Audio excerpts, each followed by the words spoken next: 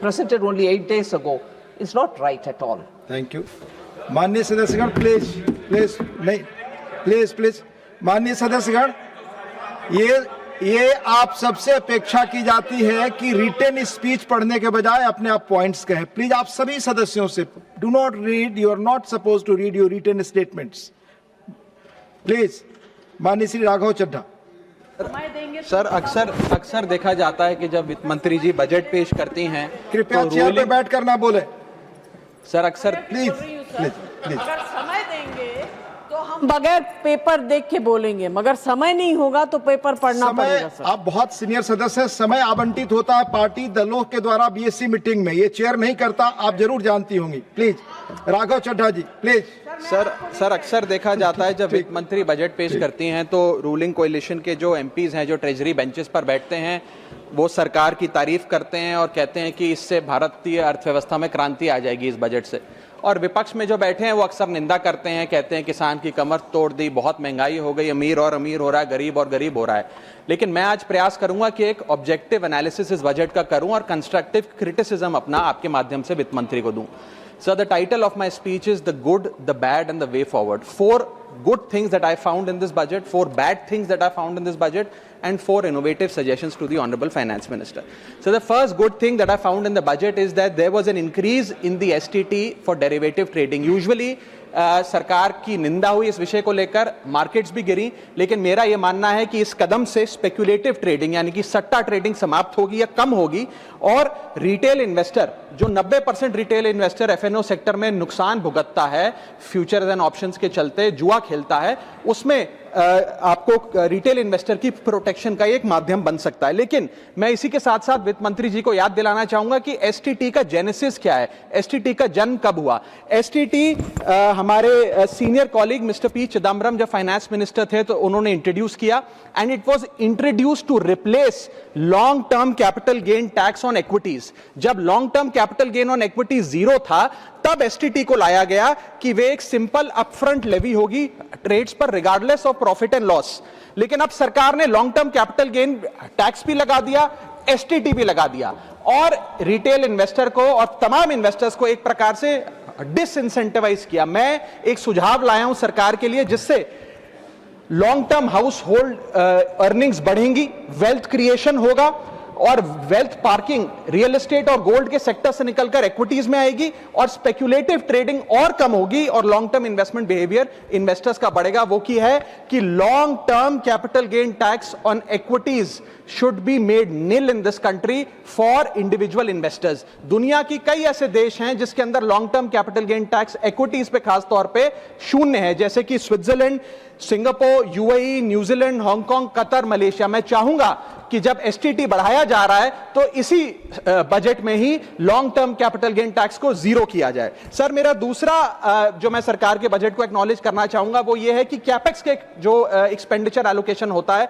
उसमें एक बढ़ोतरी देखी गई। जहां वित्तीय वर्ष 18-19 में मात्र 3 लाख करोड़ कैपेक्स था, वो इस वित्तीय वर्ष में 12 लाख करोड़ तक पहुंचा है, which is 4.4% of the GDP, which is a good step. It will have a multiplier effect and it will prioritise asset creation. लेकिन इसके साथ साथ सरकार को 5 साल में क्या कैपेक्स वो कौन कौन से क्षेत्रों में खर्चा करने जा रही है उसका एक ब्यौरा देना चाहिए ताकि प्राइवेट सेक्टर भी इस कैपेक्स के खर्चे को मैच कर सके। So third thing which we found in the speech of the finance minister is that there was a relative restraint in making budgetary announcements for election bound states. अक्सर वित्त मंत्री का भाषण सुन के आप बता सकते हैं कि कौन से राज्यों में चुनाव होने जा रहा है। इस स्पीच में उन्होंने थोड़ा सा रिस्ट्रेंट एक्सरसाइज किया जिसे मैं एक्नॉलेज करता हूं। और आखिरी अच्छी चीज जो इस बजट में नजर आई वो ये था कि एनआरआई की इन्वेस्टमेंट लिमिट में एनहांसमेंट हुई। लेकिन मैं बता दूं कि जब एफआईआईज ने, फॉरेन इन्वेस्टर्स ने, फॉरेन पोर्टफोलियो इन्वेस्टर्स ने इस देश के बाजार से पैसा निकाल लिया और पिछले एक वित्तीय वर्ष में 23 बिलियन निकाला, तब जाकर सरकार जागी और सरकार ने एनआरआईज के लिए इक्विटी मार्केट का दरवाजा खोलकर उनकी इन्वेस्टमेंट लिमिट को 5% से बढ़ा दिया। इसमें कोई दो राय नहीं है कि इससे इन्वेस्टर्स 32 मिलियन एनआरआई इन्वेस्टर्स को अब भारतीय बाजार में पैसा डालने का मौका मिलेगा। लेकिन इसी के साथ साथ सरकार को इस पर भी गौर फरमाना चाहिए कि क्यों फॉरेन इन्वेस्टर्स भारत से पैसा निकाल कर बाजार को छोड़कर जा रहे हैं। Sir, now I come to the bad part of the budget. First thing is the debt to GDP crisis. सरकार ने और डेट लेने के लिए, कर्जा लेने के लिए इस बजट में फॉर्मूला ही बदल दिया। पहले सरकार डेट जब लेती थी तो ओल्ड एफआरबीएम रूल्स के तहत 3% ऑफ जीडीपी तक का फ्रेश डेट लेती थी। इस बजट में सरकार ने उस फॉर्मूले को बदलकर कहा कि टोटल सरकार का डेट जीडीपी का 50% होगा और उस सीमा में हम डेट लेंगे। यानी कि they want to play on the denominator effect. For example, एक साल बजट अगर हमारा जीडीपी 12% से ग्रो करता है तो उस साल सरकार खूब सारा डेट लेके सरकार पे कर्जा लाद सकती है, जो कि फिस्कल डेफिसिट 4.5, 6.5, 5% तक भी पहुंच सकता है। सर, इसी के साथ साथ मैं बताना चाहूंगा कि आज सरकार कहती है कि हमारा डेट टू जीडीपी रेशियो 56% है, लेकिन ये गलत है, क्योंकि बहुत सारे ऑफ बैलेंस शीट आइटम्स हैं जिसे सरकार डेट में दिखाती ही नहीं है, जैसे कि FCI bonds, OMC bonds, fertiliser, NHAI, NFSS, यानी कि तमाम तरीके के ऐसे कर्जे हैं सरकार के ऊपर जो सरकार अपनी बैलेंस शीट में नहीं दिखाती है। सर, मैं सरकार को आपके माध्यम से यह रिक्वेस्ट करना चाहूंगा कि देश का कर्जा और कैसे ना बढ़े इस पर काम करें, ना कि और कर्जा लेने के लिए हम जीडीपी और डेट टू जीडीपी के फॉर्मूले के रेशियोज बदलकर और पैसा कर्जे पे ब्याज पर लेने का प्रयास करें। सर, दूसरी दिक्कत जो इस बजट में नजर आई वो ये थी कि इनकम टैक्स स्लैब में चेंज नहीं हुआ। सर, हर साल देश का आम आदमी जब वित्त मंत्री जी की बजट की स्पीच सुनता है तो वो इसलिए नहीं सुनता कि पीएलआई की क्या इन्वेस्टमेंट होगी, कौन सा कॉरिडोर बन रहा है। देश का आम आदमी, सैलरीड क्लास, इसलिए बजट की स्पीच सुनता है कि उसके अंदर स्लैब में कोई रिवीजन होगा, क्या हमारी स्टैंडर्ड डिडक्शन की जो हमें डिडक्शन मिलती है वो बढ़ेगी। लेकिन इस बार बजट में देश का आम आदमी और खास तौर पर देश का मिडिल क्लास डिसअपॉइंट हुआ। पहले ही there has been a stagnation in the salaries. Inflation 6.8% पे खड़ा है, लेकिन उसके बावजूद हमने इस बार कोई स्लैब में या स्टैंडर्ड डिडक्शन में चेंज नहीं देखा। मैं आपके माध्यम से वित्त मंत्री जी को रिक्वेस्ट करना चाहूंगा कि आप इसी बजट में अनाउंसमेंट करें कि स्टैंडर्ड डिडक्शन जो 75,000 रुपए उसे बढ़ाकर सैलरीड क्लास के लिए 1.5 लाख रुपए किया जाए। Sir, third problem that was there with the budget is that there was no relief for the middle class. Sir, after a very long time in India's history, the personal income tax collection was more than the corporate income tax collection। यानी कि individuals ने जो income tax भरा वो लगभग 11 लाख करोड़ के आसपास भरा, और कंपनियों ने, कॉर्पोरेट ने जो इनकम टैक्स भरा वो लगभग 9.8 लाख करोड़। यानी कि मैक्सिमम टैक्स आपको इंडिविजुअल्स के इनकम टैक्स से मिल रहा है, आप मिडिल क्लास वो टैक्स भर रहा है। आज वो दौर आ गया है कि हम मिडिल क्लास को अपलिफ्ट करें, मिडिल क्लास को पैम्पर करें, नहीं तो मिडिल क्लास एक सैंडविच की तरह रिच क्लास और पुअर क्लास में दबता चला जा रहा है। सर, राइजिंग कॉस्ट प्रेशर्स के चलते पिछले वित्तीय वर्ष में मिडिल क्लास ने देखा कि उसके एजुकेशन के खर्चे में 8% की बढ़ोतरी हुई, हेल्थ केयर 9% से महंगा हुआ, रेंट 7% से, फूड 6% से, ट्रांसपोर्ट 5% से।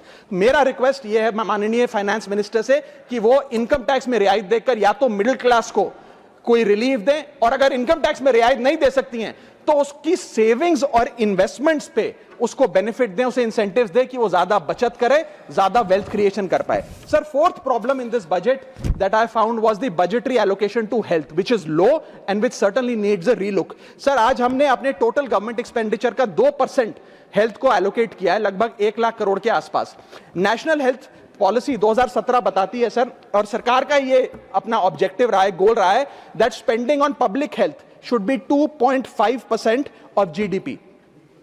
आज हम 2026 में खड़े हैं, हमारी पब्लिक हेल्थ पे स्पेंडिंग मात्र 0.5% ऑफ जीडीपी। हम अपने लक्ष्य से कोसों मील दूर हैं। जहां यूएस में 18% ऑफ जीडीपी हेल्थ केयर पे खर्च होता है, यूके में 12%, जर्मनी में 13%, स्वीडन में, नेदरलैंड में, डेनमार्क में, जापान में, स्पेन में 10% ऑफ जीडीपी खर्च होता है, क्योंकि वो देश जानते हैं कि जान है तो जहान है। लेकिन हमारे देश में मात्र 0.5% ऑफ जीडीपी हम अपने हेल्थ पे खर्च करते हैं, और इसके चलते आलम यह है कि सरकारी अस्पताल में अगर आप चले जाइए, which is called the backbone of India's healthcare, वहां पर आपको पुरानी जर्जर बिल्डिंग मिलेंगी, मैसिवली अंडरस्टाफ्ड हॉस्पिटल मिलेगा, ओवरवर्क डॉक्टर मिलेंगे, पॉपुलेशन के हिसाब से बेड नहीं मिलेगा, जांच के लिए मशीनें नहीं हैं, दवाइयों की कमी है, और अगर इलाज की ऑपरेशन की डेट मिल भी जाए तो वो डेट इतनी दूर होती है तब तक मरीज चल बसता है. Sir, the reality is that COVID made us realise and it was a wake up call for India's public health infrastructure. And I want to ask the house today, are we prepared,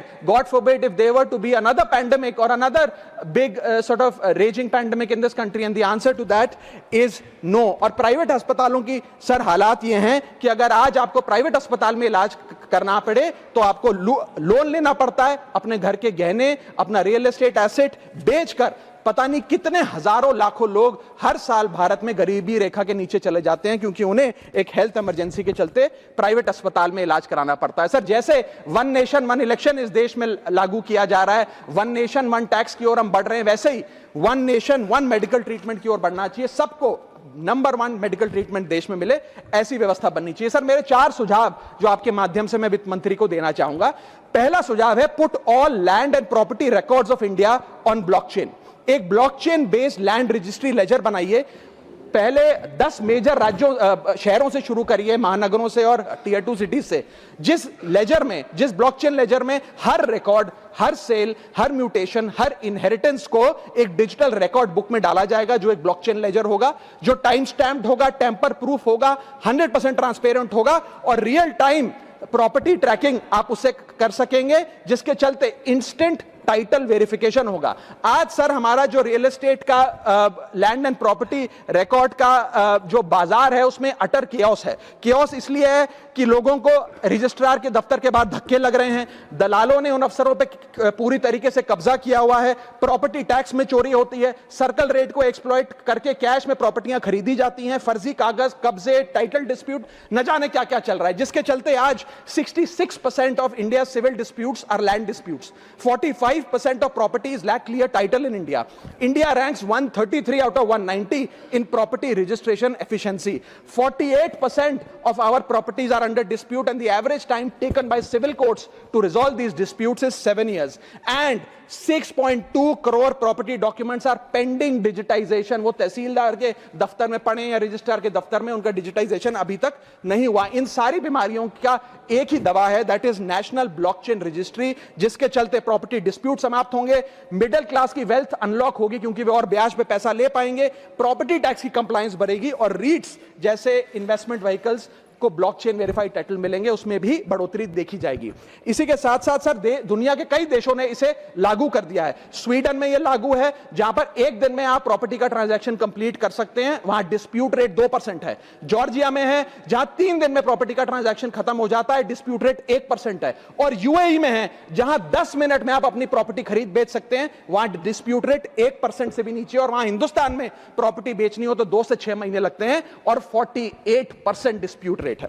sir, मेरा दूसरा सुझाव है inflation linked salary revision act. Bharat में wages को index करिए महंगाई से. वित्तीय वर्ष 18 से लेकर वित्तीय वर्ष 26 में हमने देखा कि real wages for the salaried class में 16% की गिरावट आई. ये गिरावट का मतलब इन सालों में जितनी महंगाई थी, जिस स्तर पे महंगाई बढ़ी उस स्तर पे वेजेस नहीं बढ़ी, जिसके चलते 16% की गिरावट रियल वेजेस में देखी गई. इसीलिए mandatory wage indexation formula is the need of the hour and the government must look at it. इसके चलते तमाम फॉर्मल सेक्टर्स में, corporate, shops, factories, gig workers, सबको इन्फ्लेशन इंडेक्स वेज हाइक मिलेगा. और सरकार के मुलाजिम को तो मिलता ही है, हर साल डियरनेस अलाउंस मिलता है, उसके बाद आप हर कुछ सालों में पे कमीशन लागू होता है. इससे आप 20 करोड़ आबादी, which is 45% of India's total workforce, आप उसे एड्रेस कर पाएंगे. सर, इसी के साथ साथ मैं बताना चाहता हूं कि दुनिया के कई देशों में यह पहले से ही लागू है.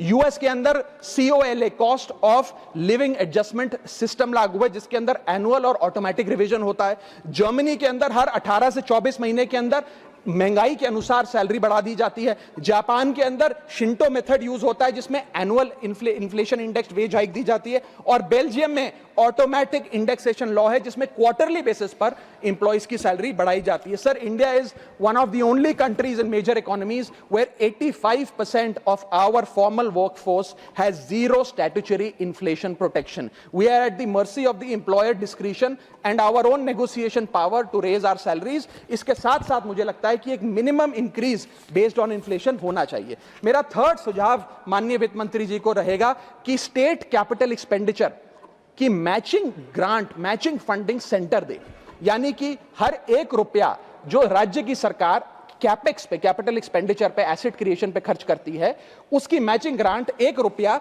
केंद्र द्वारा राज्यों को दिया जाना चाहिए, not as loan but as a grant. आज स्टेट कैपेक्स में 2 बॉटलनेक्स है। पहला बॉटलनेक है बोरोइंग कैप, यानी कि कोई भी राज्य अपने स्टेट जीडीपी से 3% से ज्यादा ब्याज पर पैसा नहीं ले सकता, वो कैपेक्स पे नहीं खर्च करता, वो तमाम तरीके के ऑपरेशनल खर्चे करता है। और सेकंड प्रॉब्लम है कि अगर केंद्र सरकार पैसा देती भी है राज्यों को कैपेक्स के लिए, वो लोन की सूरत में देती है और कंडीशनल लोन की किस एसेट पे कितना खर्च होगा, एक कंडीशनल लोन दिया जाता है। मेरा सुझाव है that replace this loan with conditions given by the centre to grant with trust, grant based on trust by the centre. Sir, centre को आने वाले 5 वर्षों के लिए 1.5 लाख करोड़ आवंटित करना चाहिए, not as loan but as these capex grants, ताकि राज्यों में सड़कें बने, इरिगेशन नेटवर्क बने, लोकल पावर इंफ्रास्ट्रक्चर बने, ड्रिंकिंग वाटर सैनिटेशन हो और अर्बन इंफ्रास्ट्रक्चर में एसेट क्रिएशन, एसेट फॉर्मेशन किया जाए। As not as loan, not on interest, not with principal and with no conditionality. अगर ऐसा होता है तो सबसे पहले तो स्टेट की बैलेंस शीट में this grant will not sit as debt, state की बैलेंस शीट सुंदर होगी, बेहतर होगी। दूसरा, खुलकर राज्य कैपेक्स पर खर्च कर पाएंगे। Third, it will be a high growth and a high job creator, एक ग्रोथ मल्टीप्लायर और जॉब क्रिएटर के तौर पे इसका इस्तेमाल होगा, क्योंकि हर 1 रुपया जो आप कैपेक्स पे खर्च करते हैं उससे भारत का जीडीपी 2 से 3 रुपए बढ़ता है in a span of 3 to 5 years। Cooperative federalism मजबूत होगा और साथ ही साथ states will become builders and not borrowers in the eyes of the centre. Sir, मेरा चौथा सुझाव जो माननीय वित्त मंत्री जी के लिए है वो ये है कि legalise virtual digital assets as an asset class. India में अभी सर वैसे ही डी फैक्टो लीगलाइज टैक्सेशन है वर्चुअल डिजिटल एसेट्स, यानी कि crypto currency, stable coin etcetera, क्योंकि अगर उनकी खरीद बेच पर कोई मुनाफा होता है तो 30% फ्लैट इनकम टैक्स लगता है और 1% ट्रांजैक्शन टैक्स जो अपनी वस्तु बेच रहा है उसे सरकार को जमा कराना पड़ता है। But they are somehow not recognised as an asset class. VDS जो वर्चुअल डिजिटल एसेट्स है, एक एसेट क्लास का दर्जा नहीं दिया गया, जिसके चलते कोई डेडिकेटेड लाइसेंसिंग लॉ नहीं है, कोई क्लियर कंज्यूमर या इन्वेस्टर प्रोटेक्शन कानून नहीं है, AML कानून यानी कि एंटी मनी लॉन्ड्रिंग गाइडलाइंस और डायरेक्शंस इस एसेट क्लास के लिए नहीं है, and there is of course no explicit legal classification. As a result what has happened is that 4.8 lakh crore trade in this virtual digital assets has moved offshore. Bharat के बाहर निकलकर वो अन्य देशों में, दुबई, सिंगापुर, मलेशिया और अन्य देशों में इसका ट्रेड हो रहा है जो भारतीय कर रहे हैं। Second thing that has happened is that 73% of India's crypto trading volume in financial year 25 has moved to offshore exchanges. What has further happened is that 180 virtual digital asset startups have moved to countries like Dubai and Singapore, and as a result जो देश, भारत देश के 12 करोड़ ऐसे लोग हैं जो इन virtual digital assets में, crypto में, RWA यानी कि रियल वर्ल्ड एसेट में, स्टेबल कॉइन में इन्वेस्ट करना चाहते हैं, वो ऑफशोर जाकर इन्वेस्ट कर रहे हैं। जरूरत है कि हम कंप्लायंस हिंदुस्तान में लागू करें, उसे हेविली रेगुलेट करें, लेकिन उसे ऑनशोर लाएं। इसके चलते अगर ऐसा होता है तो सरकार के खजाने में 15 से 20 हजार करोड़ रुपए का इजाफा होगा, उन्हें उतना टैक्स मिलेगा। और इसी के साथ साथ मैं सरकार को कहना चाहता हूं that we currently tax these virtual digital assets as if they are legal, but we regulate them as if they are illegal. मेरा सुझाव है कि इसे heavily regulate करिए, ring fence करिए इस इकोसिस्टम को, AML guidelines यानी कि एंटी मनी लॉन्ड्रिंग कानून और मजबूत करिए, लेकिन prohibition is not protection, regulation is protection. Thank you so much, sir. Thank you, धन्यवाद माननीय राघव चड्ढा जी।